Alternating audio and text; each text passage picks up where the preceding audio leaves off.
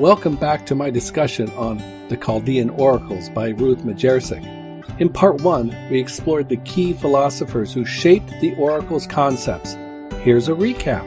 In the late 4th and early 5th centuries BCE, the philosopher Plato envisioned a perfect realm of ideas that govern the universe. Humanity experiences these as imperfect reflections of higher ideal forms. By the 2nd century CE, Greek philosopher Numenius expanded this concept into a hierarchy, distinguishing realms separating the soul from the One. Seeking universal principles, he linked ideas from Egyptian, Pythagorean, Platonic, Hindu, Jewish, and Christian beliefs.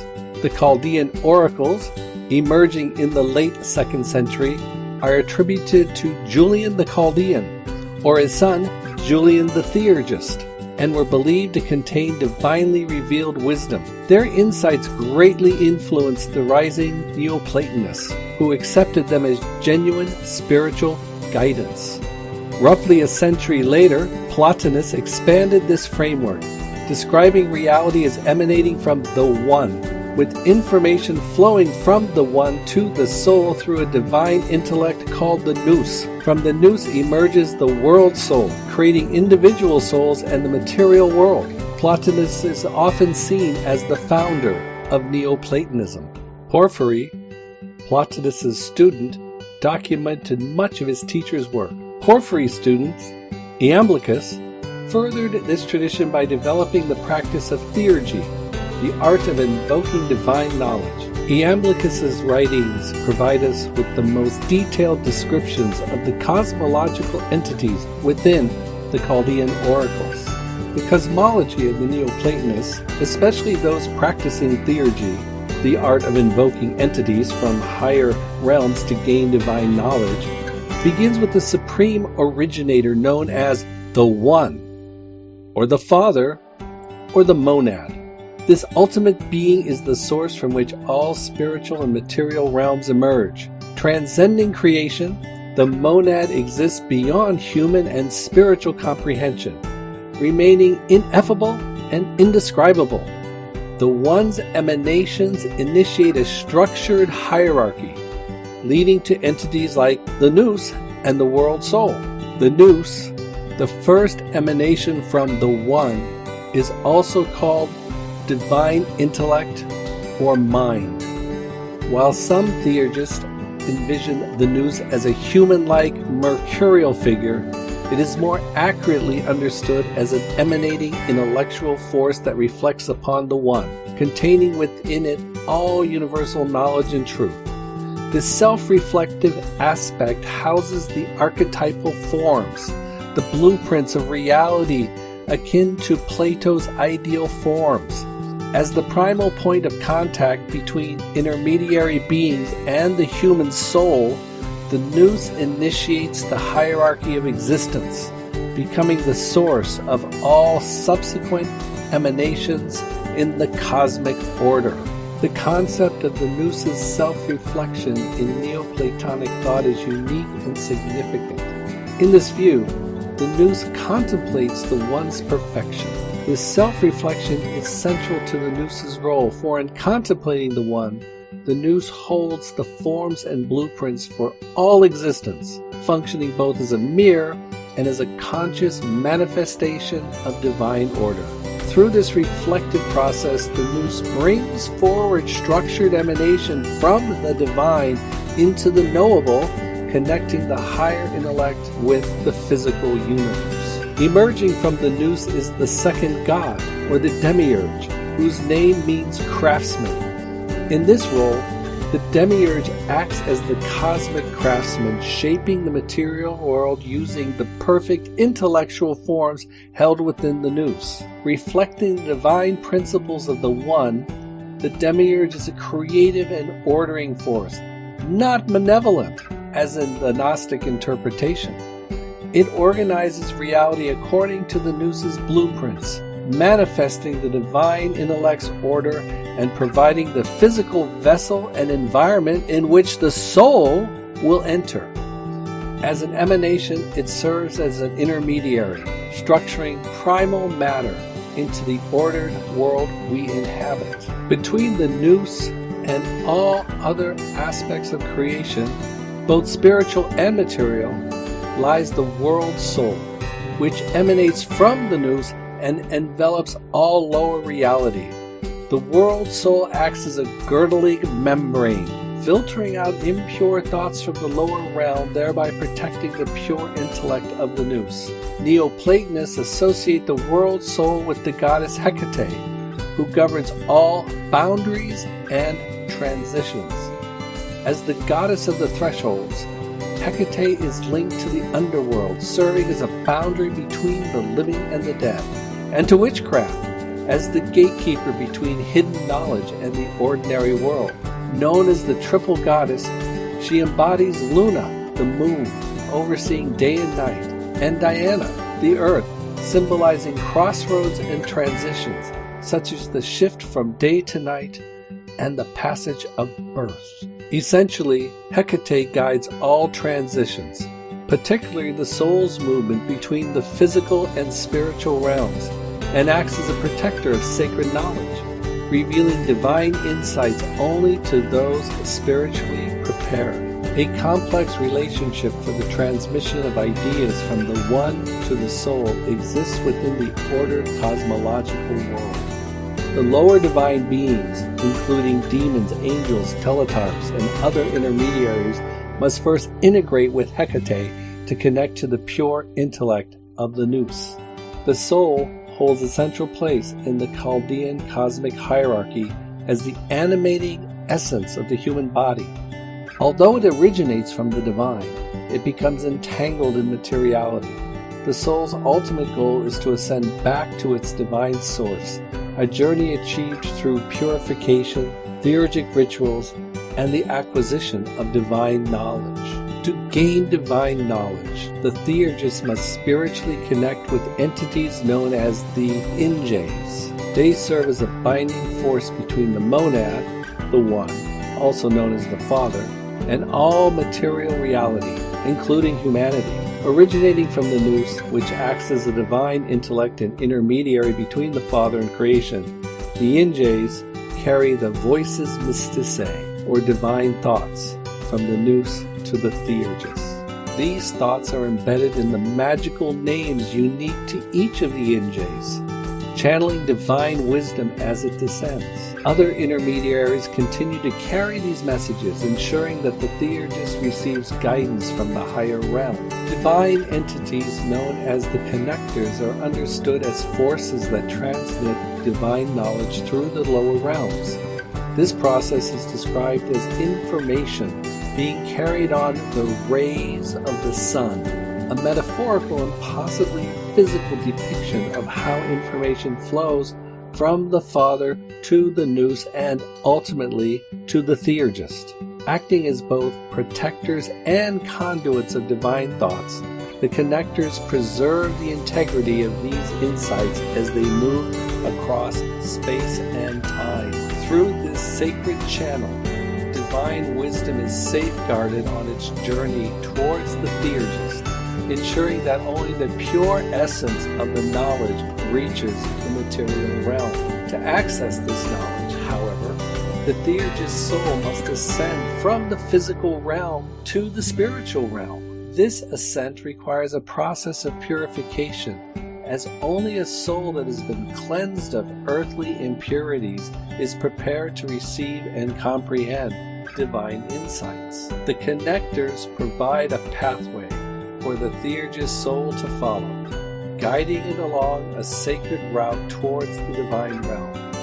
In this purified state, the soul is finally able to connect with and grasp the wisdom that emanates from the higher realms, bridging the gap between humanity and the divine.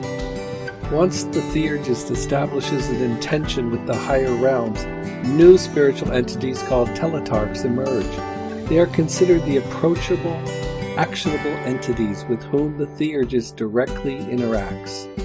Known as the Masters of Initiation and the Rulers of the Three Worlds, they hold essential roles in guiding the theurgist journey. Each assisting teletarch embodies a key principle, The material teletarch represents faith, grounding the soul in physical reality. The ethereal teletarch signifies truth, bridging the seen and unseen worlds. And the Empyrean teletarch embodies love, existing within the highest spiritual realm. The teletarchs oversee the descent of divine rays, also known as the connectors, from the Nous, while simultaneously guiding the theurgist soul upward. This ascent allows the soul to merge with the divine wisdom in the spiritual realm, purified and ready for direct transfer of knowledge. Together, the Theurgies, connectors, and teletarchs form a triadic unity, each with a distinct but interconnected role. This triad acts synergistically during the theurgic ritual, helping the theurgist align with divine forces to access higher knowledge. The concept of angels and demons also existed within the Chaldean Oracles. Neoplatonists recognized three classes of angels, described most extensively in the writing of Porphyry. The first class consists of angels who remain in the direct presence of the divine, often compared to the cherubim of Jewish tradition. The purpose of the second class of angels is to sing praises, similar to the seraphim. They exist to express perpetual devotion and divine adoration. The third class of angelic beings are thought to be the ministering angels, who are somewhat distant from the divine presence. These angels play an essential role in the ascent of the soul, acting as intermediaries who assist in guiding the soul through its spiritual journey. Due to the fragmented nature of the Chaldean Oracles and the loss of many Neoplatonic texts, much of their exact teachings on angels remains speculative. However, the limited descriptions suggest a correspondence between Neoplatonic angels and the roles assigned to angels in Jewish thought as messengers, protectors, and advisors. Specifically, ministering angels are believed to interact directly with humanity, with the capacity to manifest in the material world to guide, assist, and even warn of impending events.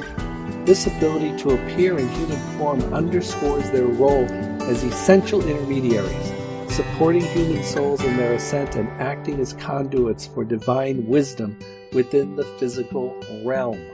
Neoplatonic cosmology also describes demons, which serve as a necessary counterbalance to the purity of angels and divine truth, embodying the passionate elements of humanity, and often being sources of disorder, sickness, and unrestrained desire. Demons exist primarily in the sublunar realm, near Earth, where they are close to human experience, and can negatively influence humans on the material plane.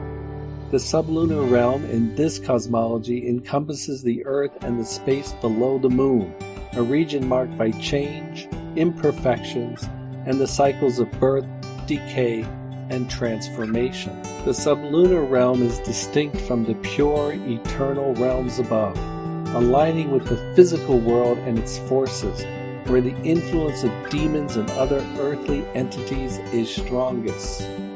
They are characterized as bestial and shameless. Demons are frequently associated with dogs, particularly the hounds of Hecate, who is seen as the mistress of demons due to her dominion over nature and boundary spaces. While demons are often viewed as aggressive forces intent on leading humanity astray, they also form part of the natural cosmic order. Because of their powerful and chaotic nature, the theurgist must use ritual magic to pacify these forces, clearing a safe path to engage with the divine.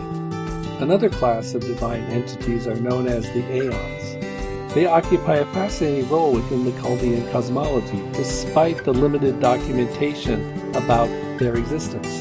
The Aeon is closely associated with Kronos, the god of time, and represents the ordering and structuring of time and the motion of the cosmos.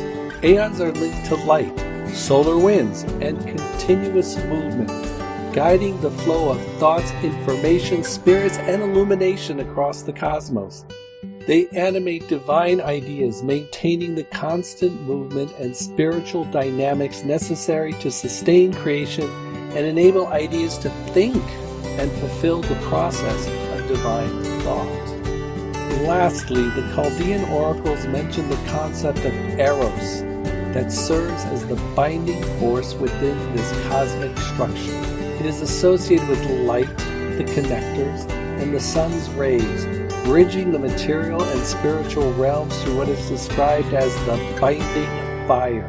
Unlike the Greek Eros, associated with physical love, the Chaldean Eros operates more as an animating energy in the cosmos, acting as an attracting force between the soul and the one.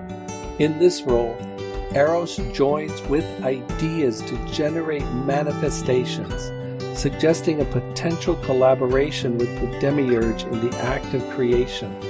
Eros embodies the physical power of love and a forceful generative energy essential for bringing divine concepts into reality. This wraps up our exploration of the fascinating entities inhabiting the cosmic realms of Chaldean and Neoplatonic cosmology. For those eager to dive deeper, Ruth Majercik's The Chaldean Oracles offers detailed insights and a wealth of information in her footnotes. Additionally, Theurgy, or the Egyptian Mysteries, translated by Alexander Wilder and Thomas Taylor, provides an immersive journey into Neoplatonic practice of Theurgy. If you enjoyed this podcast, please give it a like and subscribe to my channel, Pages and Pods, for more explorations into ancient wisdom and mystical thought.